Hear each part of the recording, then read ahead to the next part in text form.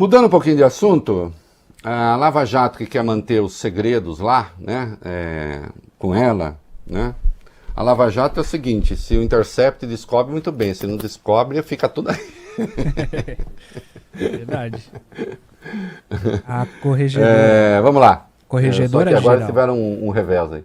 Eliseta de Paiva Ramos, corregedora-geral do Ministério Público Federal, determinou que a Lava Jato de Curitiba forneça à corregedoria cópia de todos os bancos de dados sigilosos a que tem acesso para apurar se existem irregularidades nesse material. Para a gente lembrar aqui, essas informações foram pedidas pelo procurador-geral Augusto Aras. E em julho desse ano, o então presidente do Supremo, Dias Toffoli, tinha autorizado essa medida. Na volta do recesso, porém, o relator Edson Fachin revogou a decisão de Toffoli e bloqueou o acesso de Aras. Logo depois dessa decisão de Fachin, a Corregedoria do Ministério Público entrou em ação. Procurada, Eliseta de Paiva Ramos afirmou que a decisão de Fachin não interfere nas atribuições da Corregedoria para inspecionar o acervo da Lava Jato e que, por essa razão, não existe irregularidade nenhuma no pedido feito por ela. Bom, não existe mesmo. Já foi um absurdo o Fachin ter vetado o compartilhamento daquele material com a Lava Jato da Procuradoria-Geral. Porque, atenção, existe um braço da Lava Jato na PGR. Aí o Fachin fala, não pode, o que é de Curitiba é só de Curitiba, virou propriedade privada, né, da Lava Jato de Curitiba. O que é uma aberração. Bom, esse senhor, do ponto de vista legal, é uma aberração. É uma aberração. Com a devida vênia, viu, doutor? O senhor era uma aberração quando o senhor era de esquerda. O senhor dizia aberrações. Né? Lembra quando o senhor dizia que não tinha propriedade privada no campo? Eu tenho um texto seu aqui. Quando o senhor advogava a tal da polifamília. Então o senhor era uma aberração. E o senhor continua uma aberração hoje que o senhor mudou de lado.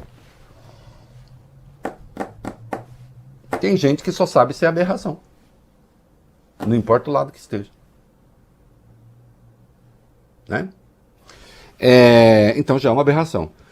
Agora, de fato, a menos que ele diga que a corregedoria do Ministério, do Ministério Público não pode se comportar como corregedoria do Ministério Público, ele não tem o que fazer.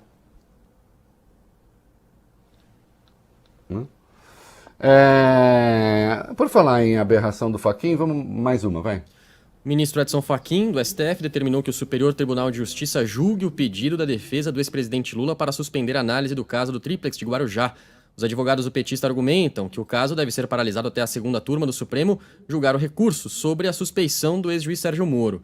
A decisão de Fachin foi tomada com base em um pedido de habeas corpus contra uma decisão do ministro Félix Fischer, do STJ. Fachin negou esse pedido, mas determinou que a quinta turma do STJ, que julga os casos da Lava Jato, analise o recurso. Deixa eu só dizer uma coisa, eu disse aberração, vamos mais uma, não, essa decisão do Fachin em si está correta, tá? Estou dizendo que é uma aberração o conjunto da obra, né? Porque a questão está lá para ser julgada no Superior Tribunal de Justiça, tem uma liminar, não se julga, aí pelo menos o Fachin diga que isso seja julgado. Né? Esta decisão em particular está correta. O que está errado é o voto do Fachin, que já votou nesta coisa que corre na segunda turma, sobre a suspeição do Moro. O Fachin deu seu voto contrário já. Né? Voto contrário dado pelo Fachin ainda antes de explodir a Vaza Jato. Explodiu a Vaza Jato, veio a público tudo que veio, ele manteve o voto dele. Sendo que o voto dele já era, então, insisto na palavra, uma aberração, mesmo antes. Que mesmo antes, quando ele deu o voto, já tinha claro o que era Sérgio Moro, quem era Sérgio Moro e o que ele tinha feito.